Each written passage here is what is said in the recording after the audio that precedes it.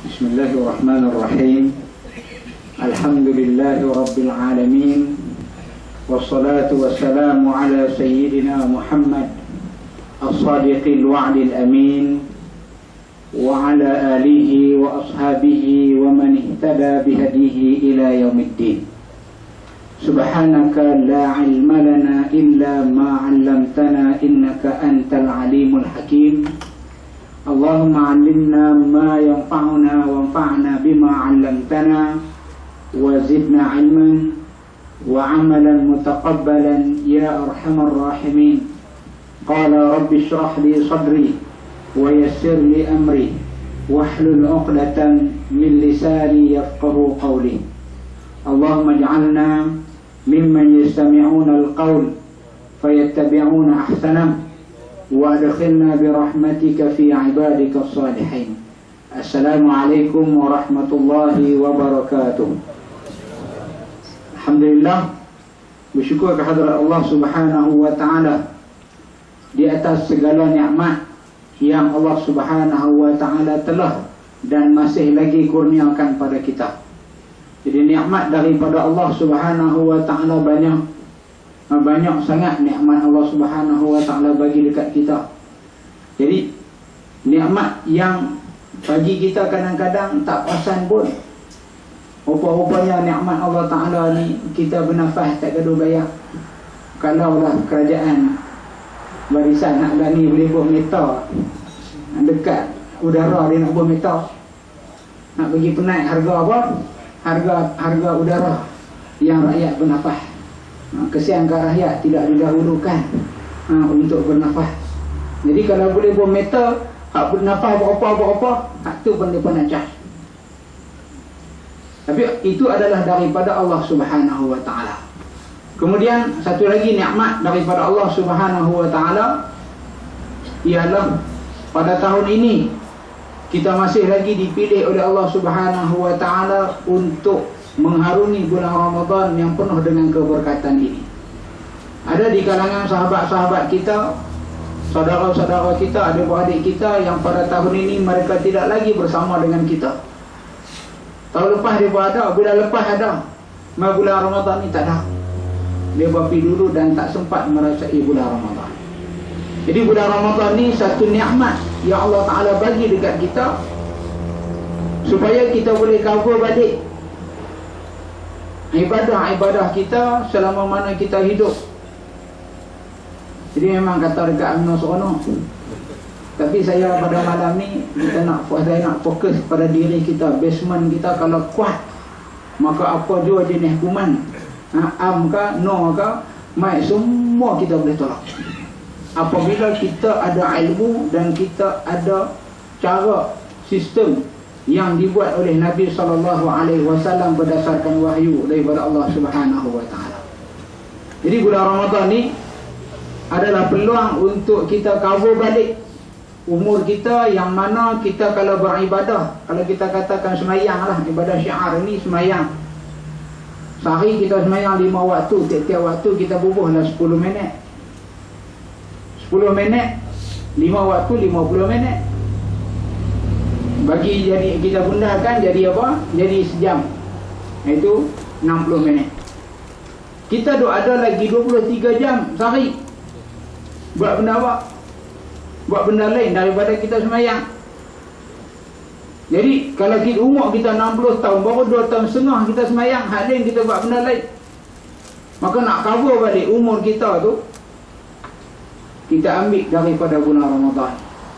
Mudah-mudahan tahun ni kita dapat lagi Lailatul Qadar, di mana ibadah kita seperti 83 tahun satu malam.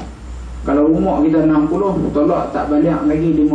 Waktu duduk nakai dulu, jadi apa, 45 tahun dapat malam Lailatul Qadar kali 83. Banyak. Lebih daripada umur yang kita tidur. Tidur banyak. Tidur paling kurang 5 jam. Sedap-sedap sikit 8 jam. Tu tak kira sambil baca Quran tidur lagi. Tak kira sambil dengar kuliah tidur lagi. Tak kira sambil dengar apa, dengar khutbah tidur lagi. Kerana orang yang menuntut ilmu akan didoakan oleh para malaikat supaya Allah Ta'ala turunkan ketenangan dan rahmat. Tenang saja. Itu yang orang mai semayang Jumaat, namanya Jumaat tu pakat lena belakang tu khutbah dia tenang. Tak percaya tuan-tuan kali tengok time semayang Jumaat kali tengok belakang pakat tunduk lena habis. Boleh katakan hampir separuh yang tunduk khusyuk. Kerana apa? Rahmat. Malam-malam tak boleh lena. Lena tak boleh lena. Pasang kipas, buka baju. Kain tak buka lah. Buka habis, tingkap semua buka. Tak boleh lena juga. Main Jumaat, main masuk kuliah. Lena. Sebab apa? Ada ketenangan. Tapi main baca Bismillahirrahmanirrahim, Bismillahirrahmanirrahim, itu tak kena. Dia main kerana nak cari ketenangan. Lepas tu terlena. Tak apa daripada balik lena depan TV. Tapi di situ dia berpelekat, jangan sembang. Kalau lena pun pergi balik rumah kata. Jadi kebetulan Allah Subhanahu Wa Taala rahmat kami. Jadi kami ada beberapa beradik, 4 beradik. Saya yang kedua, Ustaz Amri yang ketiga, Ustaz Aswad. Ustaz Aswad deras sikit tu. Dia yang keempat. Jadi kelima perempuan, keenam lelaki. Dia ada di Jordan. Yang ketujuh masih lagi mengaji di pondok. Jadi kami alhamdulillah 4 beradik. Yang atas ni pada 15 Ogos kami dijemput oleh Institut Takbir Negara Intan Sungai Petani. Kami adakan forum 4 beradik di sana pukul 2 petang. Kita masuk pi. Empat beradik kami alhamdulillah, moderator dan juga ahli panel semua termasuk dalam tu 4 beradik sekali. Alhamdulillah. Datang oleh tim. Imam Syafi'i rahimahullah berkata bahawa setiap ibadah yang Allah Ta'ala minta kita buat tidak lain tidak bukan adalah untuk kebaikan diri kita sendiri. Di mana contoh yang pertama dibawa oleh Imam Syafi'i bahawasanya solat, inna salata tanha 'anil fahsya'i wal munkar, sesungguhnya sembahyang itu mencegah daripada melakukan perkara keji dan munkar. Perkara keji dan munkar, orang duk ingat dia buat maksiat lelaki perempuan saja. Dah, perkara keji, perkara munkar ialah perkara-perkara yang tidak diredai oleh Allah Subhanahu Wa Taala. Sebagai seorang yang menghadirkan diri ke dalam surau, yang di mana surau dinamakan Al-Mujahidin, orang-orang yang bermujahadah untuk berjuang ke jalan Allah Subhanahu Wa Taala, perlulah kita faham bahawasanya apabila kita bersolat, solat tadi akan membina satu benteng yang mempertahankan kita daripada melakukan perkara-perkara yang keji. Di antara perkara-perkara yang keji ialah sesama kita berpecah belah. Ini saya dapati di dalam jemaah kita masih ada lagi puak-puak. Sungguh tuan-tuan, kita nampak kita hanya datang untuk mendengar, kita kutuk orang di luar sana, mereka tak dengar apa. Tetapi lebih baik kita baiki apa yang kita ada sekarang, supaya kemenangan yang Allah Subhanahu Wa Taala akan berikan kepada kita, kita boleh pegang lama. Jadi kita sebagai satu jemaah elakkan daripada berprasangka buruk kepada ahli jemaah yang lain. Elak tu, iyyakum wazan, janganlah sekali-kali kamu bersangka buruk. Fa innahu akdzabul hadis, sesungguhnya bersangka buruk itu adalah satu bicara hati yang paling dusta. Bersangka buruk kat orang, berhati-hati lain. Tengok kawan duk main, duk sejuk, tak tahu pasal, dah tengah hari lalu depan rumah tu, kemudian kita pun kunci pintu, tu tengok tekpik lalu depan rumah, dia jaga. Berhati-hati lain daripada berprasangka buruk. Kerana dalam jiwa kita telah disediakan oleh Allah Subhanahu Wa Taala sebagai untuk uji kita. Iaitu Nabi kata, tidaklah dilahirkan anak Adam itu melainkan bersamanya disertakan 2 qarin. Satu qarin iaitu pendamping daripada malaikat, dan satu pendamping daripada jin yang kafir. Tujuan apa? Tujuan untuk uji kita, tengok adakah kita nak ikut yang kiri ataupun yang kanan. Malaikat tengok kita derma sikit, dia kata, oi, dalam poket hang ada banyak, awak ambil sikit. Yang iblis ni kata, hai kat siapa? Syaitan daripada kalangan jin. Kata, jadi ya buah juga. Jadi ya buah juga. Dia tak halang, dia guna teknik yang boleh mengelirukan kita di akhir sekali. Dan kita kena faham bahawasanya syaitan itu, wa kadzalika ja'alna likulli nabiyyin aduwan syayatinal insi wal jin. Begitulah kami jadikan pada setiap nabi itu musuh-musuh daripada kalangan syaitan-syaitan manusia dan jin. Allah Ta'ala sebut apa? Syaitan, manusia dan jin. Jadi syaitan ni ada dua jenis, tuan-tuan dan puan yang dirahmati Allah. Yang pertama, syaitan manusia yang duk lawan dengan nabi, yang duk lawan dengan pewaris nabi ini, yang duk lawan dengan tok-tok guru, itu juga dinamakan syaitan di kalangan manusia. Wal jin, dan juga syaitan daripada kalangan jin. Dia ada dua jenis. Dia ada yang satu lagi, bila kawan tak pernah main surau, itu dia main, dia kata, hang mimpi gajah. Kawan pun malu, esok tak mau main dah. Ajak punya ajak, akhirnya dia main dengan kuliah juga. Bila main duk perli dia, ambil, alhamdulillah, senang juga. Kawan pun malu, Allah, esok dia tak mau main dah. Bila kita boleh ajak orang, khususnya orang UMNO, kita ajak dia pun main dengan kuliah, bagi faham makan Islam. Dia pun tak faham pasal Islam, tuan-tuan.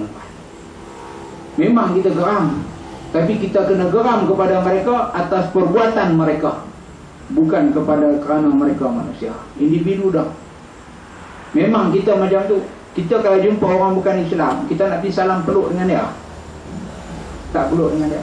Tapi bila dia mai depan kita dan dia kata aku nak masuk Islam, dia mengucap asyhadu an la ilaha illallah wa asyhadu anna muhammadar rasulullah, maka waktu tu kita peluk dia.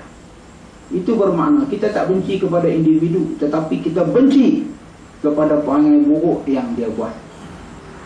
Perangai buruk yang dia buat. Jangan sampai kita dalam jemaah kita menunjukkan Islam tidak kena dengan cara yang sebenar, sampai orang lari daripada Islam. Banyak orang-orang barat mengakui bahawasanya seorang menteri daripada Britain berkata, aku tidak yakin orang Islam dapat mengejar kemajuan kebendaan teknologi yang dicapai oleh barat hari ini. Tetapi aku begitu yakin bahawasanya dunia akan tunduk kepada Islam sekiranya orang Islam faham akan Islam dengan sebenarnya. Yang pertama. Yang kedua, orang Islam mempraktikkan Islam dengan sebenarnya. Yang ketiga, orang Islam mempersembahkan Islam dengan rupa yang sebenarnya. Jadi kita dah pergi dakwah, masuk pergi negara orang putih, dia suruh makan dengan tangan. Orang putih makan dengan tangan, bagi dia satu benda yang menjijikkan. Dia pergi tojok aku tu buat apa. Banyak benda lain lagi tentang Islam. Kita dalam berdakwah, kita kena ada hikmah. Kita nak tarik orang, nak tarik crowd supaya masuk sokong Islam, kita kena tunjuk Islam yang baik. Jangan sampai jadi bila orang pegang bau kita, orang kata, abang, saya nak masuk Islam, apa perlu saya buat? Kita pun berasa, alhamdulillah, seorang masuk Islam tangan kita, pahala cukup besar.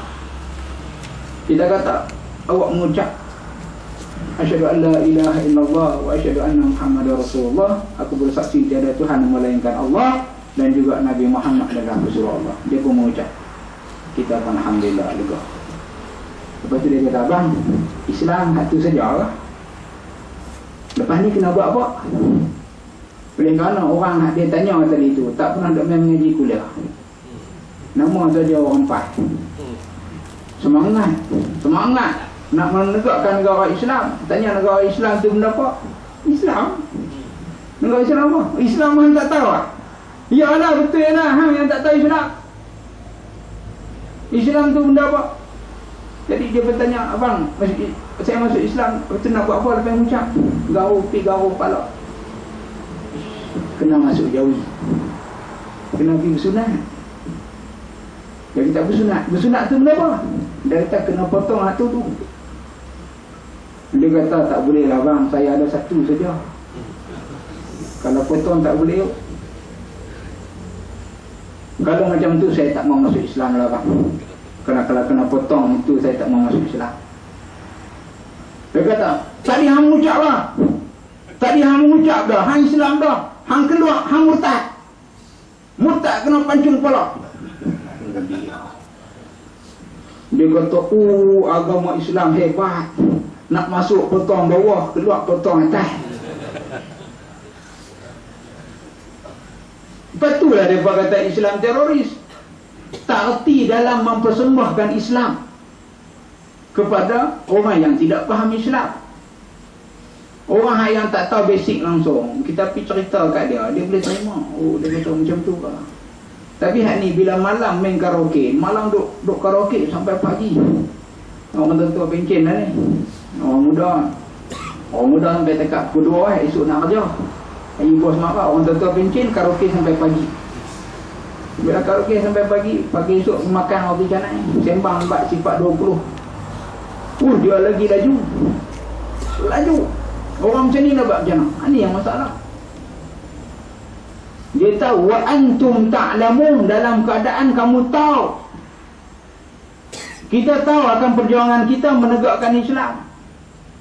Tapi kenapa sebahagian daripada kita masih lagi perangai macam tu? Penting nama. Dulu waktu ada jawatan, pegang jawatan 10 tahun, buat kerja. Kemudian bila buat pemilihan baru, nama dia tak nak, nama orang lain nak. Tak mau buat kerja dah, muka pun tak nampak. Ada yang macam tu. Bukan di sini, di tempat lain. Di Sungai Buntar. Sini Parit di sungai. Di tempat lain. Dia jadi macam tu, ada yang macam tu. Jadi AJK surau, jadi AJK masjid, jadi Tok Imam. Bila pemilihan dia tak lekat. Pergi semayang masjid lain, semayang surau lain. Ini macam mana? Khalid Al-Walid daripada ketua tentera, panglima tentera paling atas, diberi arahan oleh pemimpin, oleh Sayyidina Umar Al-Khattab radhiyallahu subhanahu wa ta'ala anhu, kata, wahai Khalid, anda kena turun jadi tentera biasa. Khalid buat apa? Terus patuh, tak ingkar langsung. Patuh jadi tentera biasa. Daripada pakai pakul lawangan, cabut semua, pakai baju prebet, duduk dengan prebet. Duduk sama atau. Jadi berperang tak? Berperang. Kut dia merajuk balik kampung, duk sorang-sorang dah. Cuma dia balik tanya Sayyidina Umar. Jadi kita dalam Islam ni, kalau benda kita tak pahati, kita boleh pergi bincang dengan elok. Ni dah, mau kata ketua kata, mau kata Perdana Menteri kata, semua sokong. Nak suruh anak mengaji free pun lepas bertengkar. Saya dulu pergi mengaji, tuan-tuan. Saya duduk di sana, saya sambung ijazah. Lepas habis ijazah, saya nak sambung lagi ijazah lanjutan. Ayah kata, baliklah adik-adik nak mengaji. Saya pun kata, tak apa ayah, saya cari duit sendiri. Saya duduk sana, saya sambung, saya kahwin dan saya cari duit sendiri. Saya duduk sambung master sana. Adalah bantuan daripada beberapa orang bapa. Saya buat macam-macam.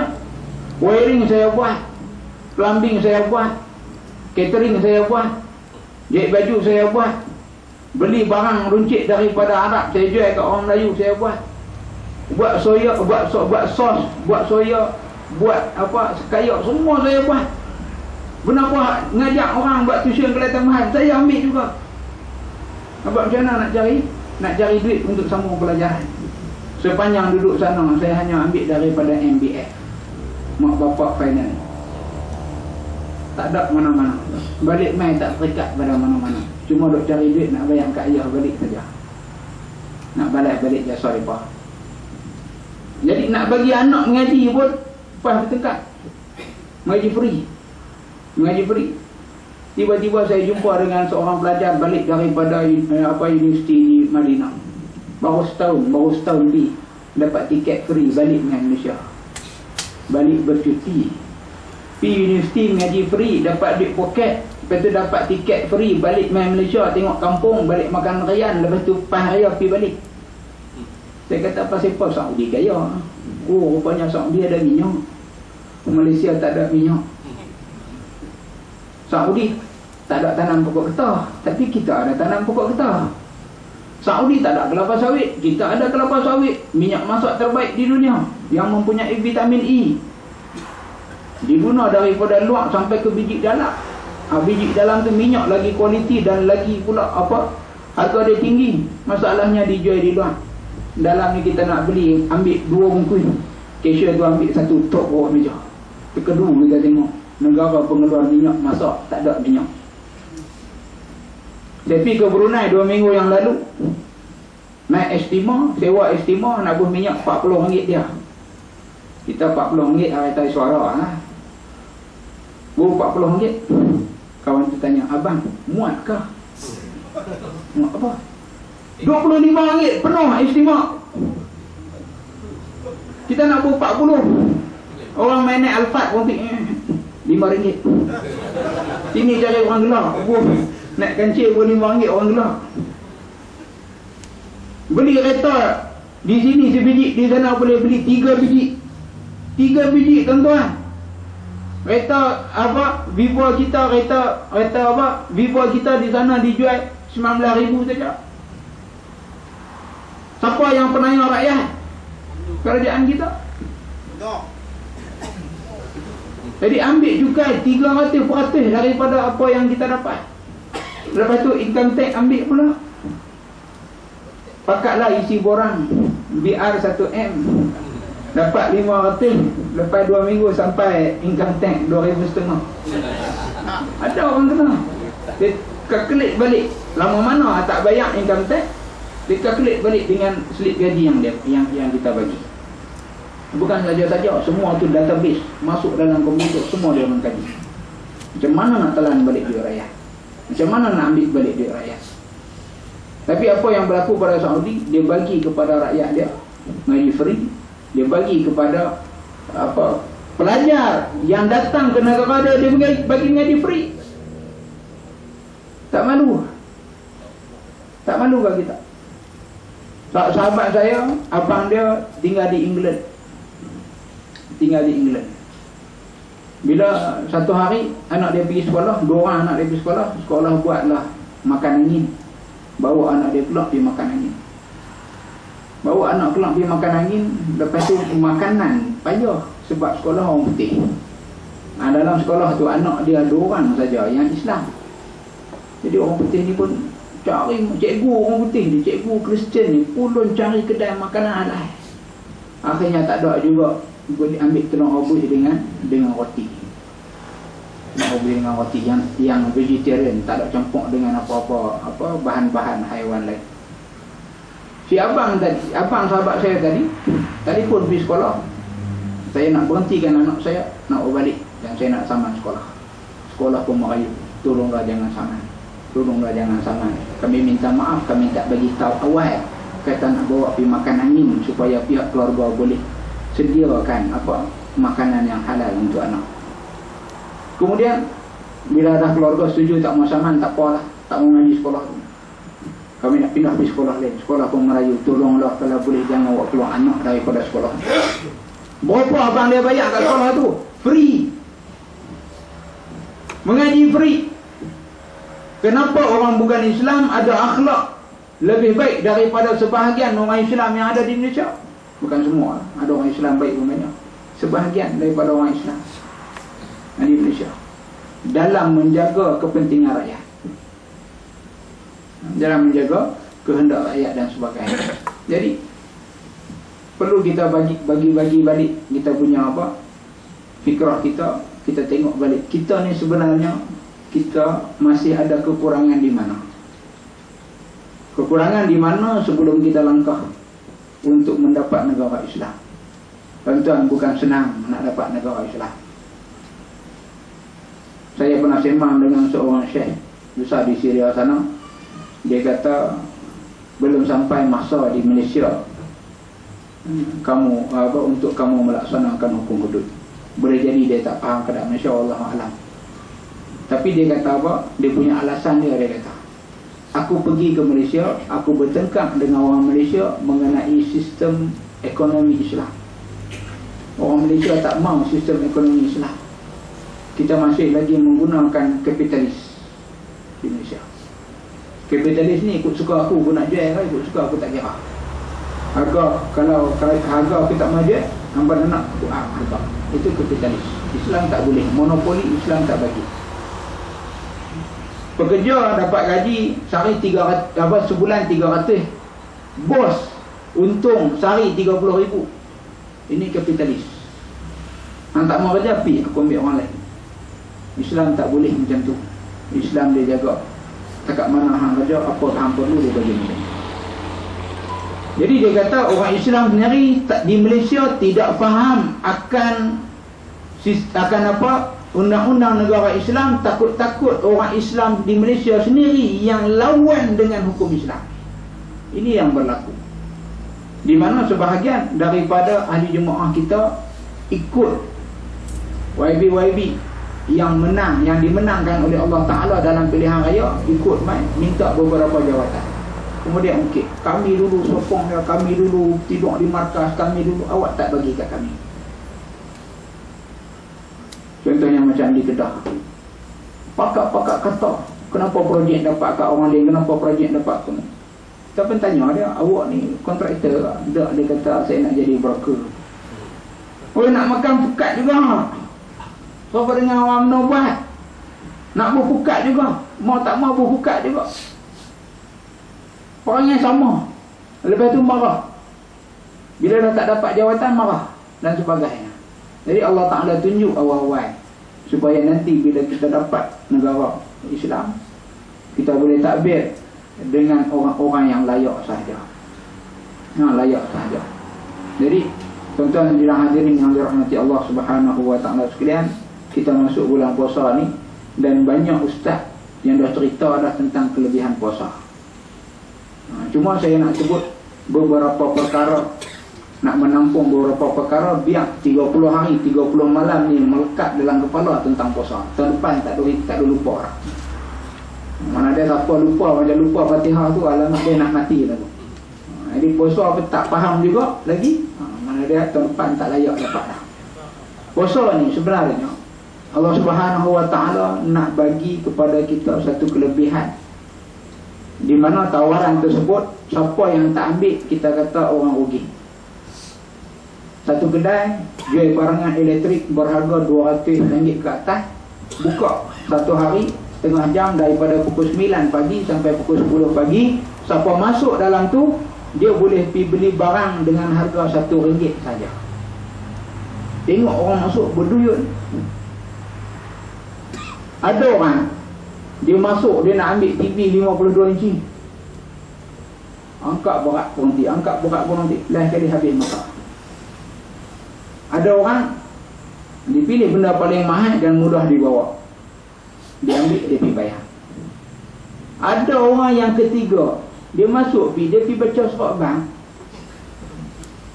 masuk pergi buka metro RM1.50, dia boleh beli barang RM1, dia pergi baca metro RM1.50. Tak habis dah lah. Orang buka keluar seronok dia, seronok keluar, seronok raya, seronok pergi raya. Jadi ada 3 jenis orang. Yang pertama, dia tamak nak buat sampai badan dia binasa. Jadi ini tidak digalakkan di dalam Islam. Nabi kata, aku puasa dan aku buka, aku juga kahwin.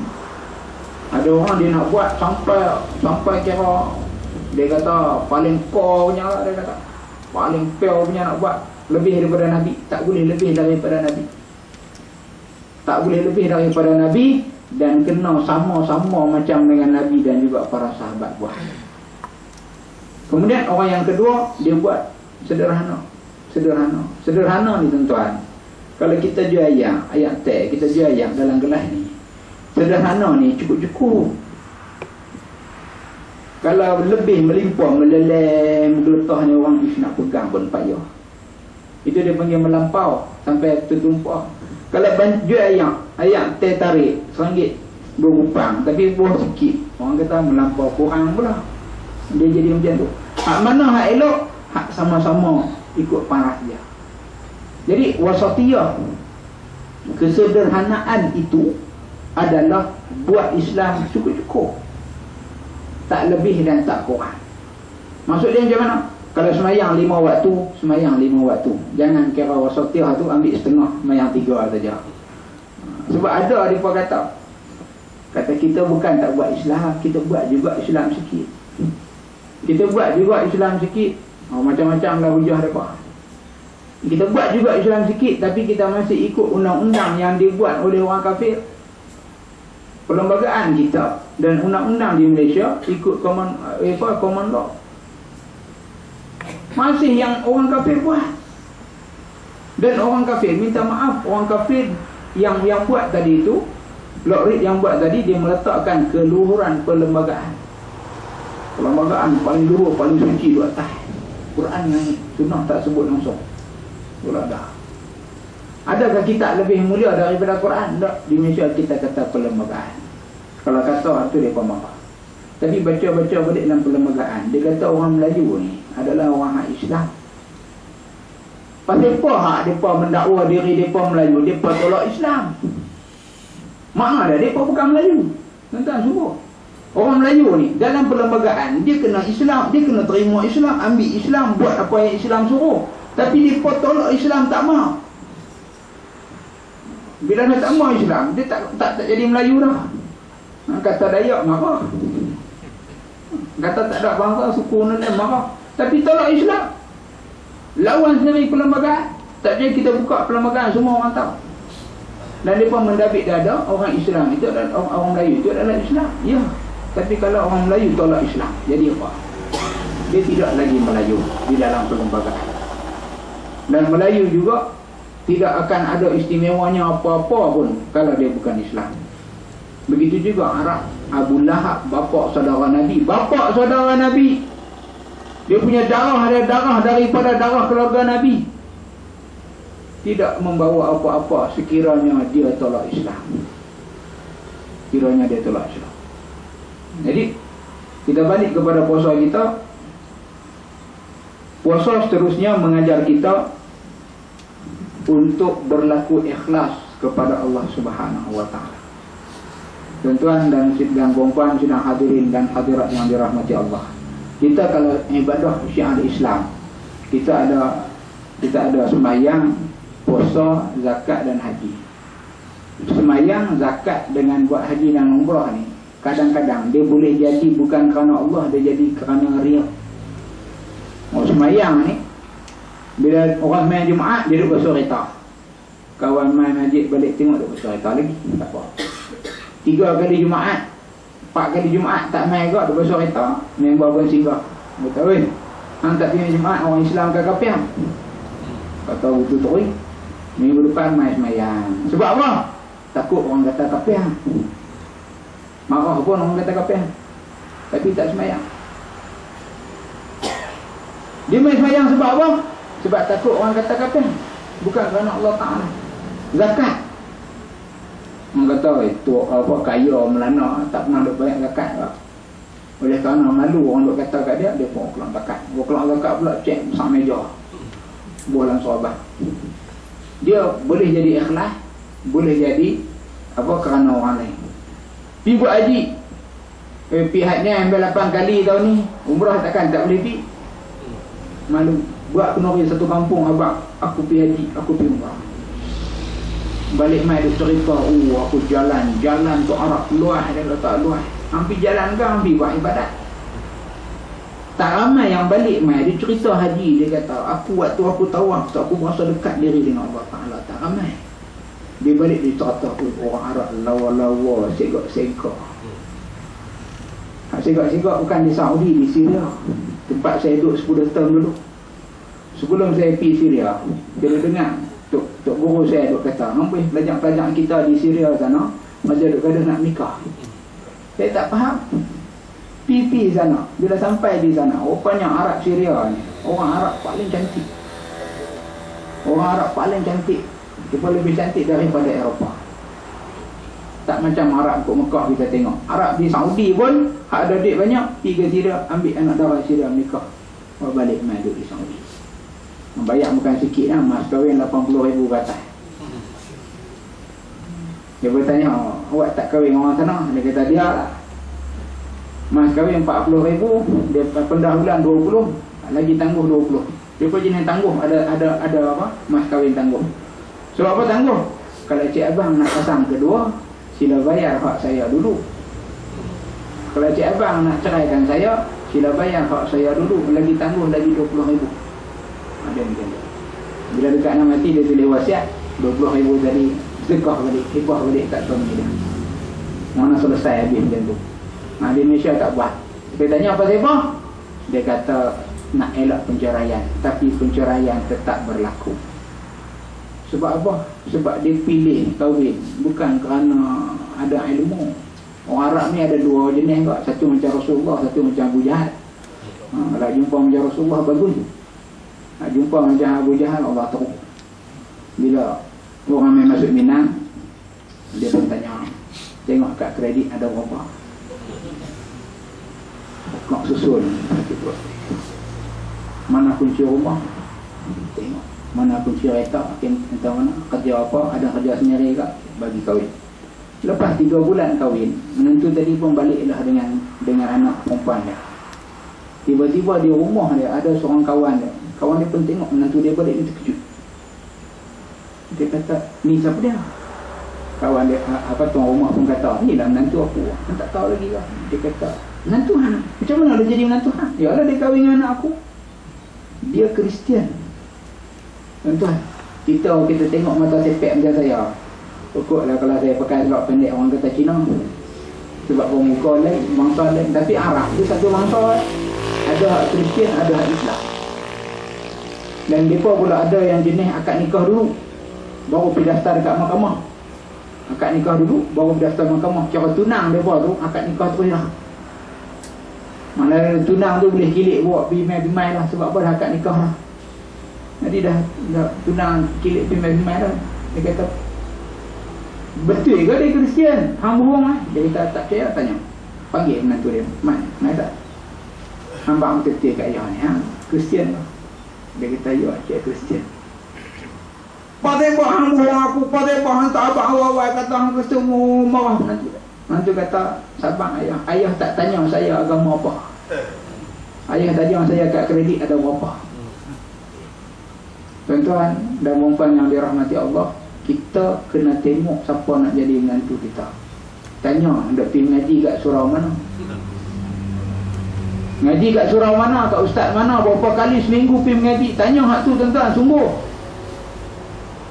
Jangan biar anak kita dibawa oleh dia masuk ke dalam neraka.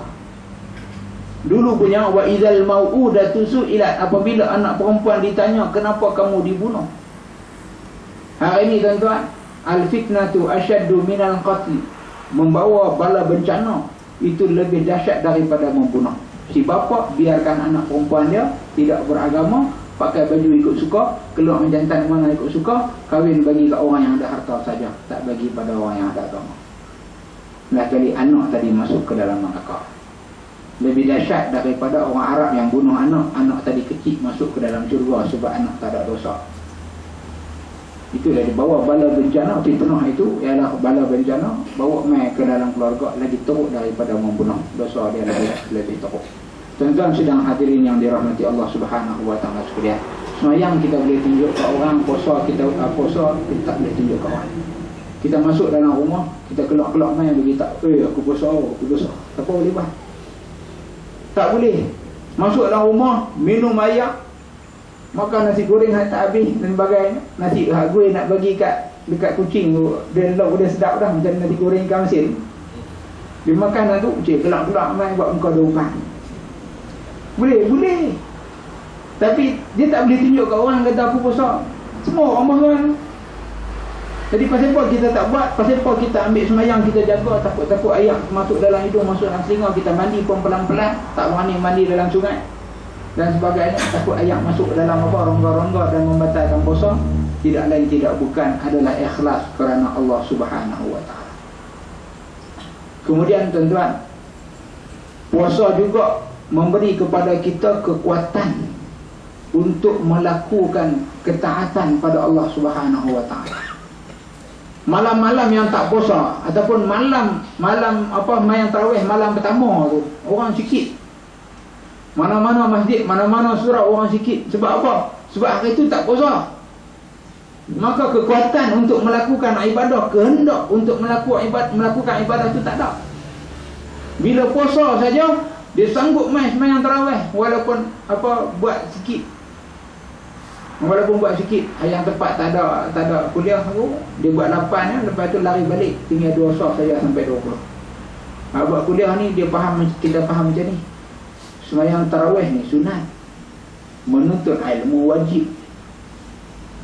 Tapi oleh kerana dia tak faham, dia pun buat sunat saja. Kita nak buat 20 tambah kuliah langsung. Adalah satu surau, saya duduk pergi mengajar kat surau. Jadi duk haru biru juga, tapi tak macam mana. Saya nak kena sampaikan ilmu, nak bagi mereka faham Islam. Bila mereka faham Islam, mereka nampak jalan mana yang mereka kena pilih, jalan mana yang mereka kena pilih. Jadi puasa ni bagi kemahuan kepada kita untuk melakukan ketaatan pada Allah Subhanahu Wa Taala. Ada seorang hamba Allah, dia naik kereta, tiba-tiba sampai kat traffic light, kereta depan tak mau jalan, bagi lampu kelak-kelak, tak mau jalan juga. Kelak-kelak pergi tengok driver duk pegang dada, kena heart attack, serangan jantung. Dia pun tolong bawa pergi hospital. Sampai di hospital dia duk gagal tangan, panggil orang ramai. Orang tanya nak apa? Dia kata nak rakam, pakai handphone ke, pakai tape recorder ke apa, nak rakam apa? Duk nyawa-nyawa ikat muhak. Dia kata ada tanah 3 relung dekat ujung kampung kita, aku balas orang. Ambil hak dia beradik, tipu dia beradik, ambil kedai 2 biji, tanah 4 relung, 5 relung, sebut habis segala tanah hak dia kecoh, semua sebut habis. Mak duk sakit, dia bawa kawan dia daripada pejabat tanah, suruh sign. Mak dia tanya apa ni, sign apa ni? Nak beli ubat mak. Beli ubat. Mak dia pun sign, percaya kat abang sulung. Bila dah mak tak ada, anak adik-adik pun kata jom kita peraih harta mak. Dia kata harta mak apa, harta aku. Kata tengok ni, mak bagi kat aku. Masuk mahkamah, taubat adik-adik tak menang. Taubat tak menang. Tapi ada mahkamah satu lagi di akhirat. Tu boleh dia menang. Tapi dia ni sebelum mati dia minta tape recorder, dia rakam. Lepas tu orang kata sudahlah Ustaz, nantilah hampir masuk bilik operation dulu. Dia kata takut tak dan lagi masuk mati sekejap lagi. Bila aku mati, hangpa tolong dengar tape ni balik, tolong bagi balik dekat tuan dia. Takut nak jumpa Allah Ta'ala makan benda haram. Ketika itu kemahuan, kehendak dia untuk melakukan ketaatan tu kuat. Masuk di operation, rawatan rapi dan sebagainya, 3 minggu keluar sihat. Alhamdulillah. Keluar sihat. Mana tip masa itu? Ambil tip kepok pijak orang. Tuan-tuan yang dirahmati Allah, ada orang yang macam tu. Bila Allah Ta'ala bagi sebab dekat dia untuk melakukan ketaatan, terutamanya di bulan Ramadan, jangan bila sampai habis Ramadan dia kembali kepada asal macam kawan tadi. Tape recorder tadi dia kepok, dia tarik koyak-koyak bulan tu sampah bang. Orang kata, oi, hari tu hang tobat. Kita biasalah anak hidup. Tak sampai 1 bulan setengah, datang serangan jantung yang kedua. Waktu tu tak ada nak rakam dah. Orang lain tolong rakam. Inna lillahi wa inna ilaihi raji'un. Kita pun jaga tuan-tuan, tak tahu bila kita Allah Ta'ala nak panggil. Semua orang akan mati. Anak kita pulun hantar mengaji dari kecil, masuk sekolah rendah, kemudian masuk sekolah menengah, sambung matrikulasi, sambung diploma, sambung universiti, sambung master, sambung PhD. 30 tahun mengaji. Kita nak bagi dia dapat gaji besar, tapi kita terlupa, kadang-kadang kita terlepas pandang yang anak kita tadi belum tentu dia dapat gaji besar, belum tentu dia lulus Faisal, tapi anak kita pasti akan mati. Bila tak tahu. Sebagai ibu bapa, apa kita sedia dekat anak kita untuk dia mati? Kalau dia nak pergi sekolah, buku bekal, tanya duit RM1, cukup tak? Tak cukup, bagi RM2. Hari ni dia pun nak buat majlis kurikulum, nak RM18, bagi RM18. Tapi untuk kematian, anak kita nak mati, nak pergi menghadap jumpa Allah Ta'ala, anak kita pun tak tahu nak bawa apa, sebab mak pak tak bagi tahu. Tak ramai mak pak yang bagi tahu. Ada di kalangan ahli jemaah kita, anak-anak dia berpelajaran, dia tak tengok. Dia tak tengok anak-anak dia ngaji Quran, anak-anak dia dengan siapa, anak-anak dia kawan. Semua ibu bapa anak-anak dia baik, tapi ada ibu bapa yang agak terlepas pandang dalam beberapa perkara. Tolong perhati anak-anak kita, kerana mereka lah yang akan tolong doakan kepada kita ketika mana kita masuk dalam kubur. Macam tu. Jadi bulan Ramadan bagi sumber kekuatan kepada kita untuk melakukan ibadah. Kekalkan momentum tadi sampai Ramadan tahun depan. Itulah dia kata, di antara Ramadan dengan Ramadan ada kafarah dosa. Sebab apa? Momentum tadi terus sampai ke sana. Jangan bila doktor kata awak ni ikut kajian ilmu kedoktoran paling canggih hari ni lah, ni 3 bulan ya, lepas pada 3 bulan tak ada lagi rekod orang yang hidup. Balik rumah, Allahu Akbar, jadi malaikat. Tunggu hari ke-3 bulan, celak-celak, tak mati pun. Tak mati pun, pasal apa? Tak berhati pergi tanya doktor. Doktor pencet balik. Rupa-rupanya doktor silap nama. Silap nama sikit dah. Ahmad dengan Ahmed, bin pun sama. Silap baca report untuk kamu. Dia pun baca tu kelam lah. Doktor sebut tu dia tak tengok lah, kelam lah dah. Balik rumah. Lepas tu balik-balik, oh malam ni boleh pergi karaoke. Bergembira dia kata, sebab apa tak sakit. Itu orang yang tak bagus. Orang yang bagus tuan-tuan, saya bisa jumpa orang yang bagus ni, dia berdoa, lepas tu dia pergi semayang, dia sujud lama, lepas tu dia bangun, dia baca doa. Orang semua perhati dia. Pasal apa dia teriak sangat? Dia doa, ya Allah, kenapalah engkau tak bagi benda ni berlaku dari dulu lagi. Lah ni aku berasa lazatnya beribadah kepada Allah Subhanahu Wa Taala. Kalau Allah tersilap dari dulu, dari awal lagi, aku jadi orang baik lama dah. Dan kenapa sekarang baru silap? Silap report doktor tadi lah. Dia tahu tu, dia bersyukur, alhamdulillah dia boleh terus melakukan ibadah. Dia rasa kelazatan beribadah kepada Allah Subhanahu Wa Taala. Kemudian bulan Ramadan lagi tuan-tuan dan puan yang dirahmati Allah, cuba bayangkan bulan Ramadan bagi kita rasa macam mana orang susah rasa. Nak bagi faham senang, kita baca surat Baq, 3,000 orang kanak-kanak di Somalia mati. Lepas tu kita minum yang minum, ambil roti canai, mati kelaparan. Tak ada sensitivity langsung. Sebab apa? Tengah duk kenyang. Jadi bila kita puasa ni, aku makan nasi 3 pinggan tok tadi, dengan paperdom dia, dengan apa telur masin, kalau memang nak bagi selera betul. Pukul 12 tengah hari, perut kerak-kerak lapar lagi, pedih perut. Puasa memang letih tuan-tuan dan puan. Puasa memang letih. Allah Ta'ala nak bagi kita rasa betapa letihnya orang yang berlapar. Saya tanya anak-anak murid saya, hampa puasa letih tak? Dia berkata tak. Saya kata hampa ketegang. Orang puasa aku bagi letih, hampa tak letih. Tak letih apa, bukan lena habis. Tak ada nak ngajak apa.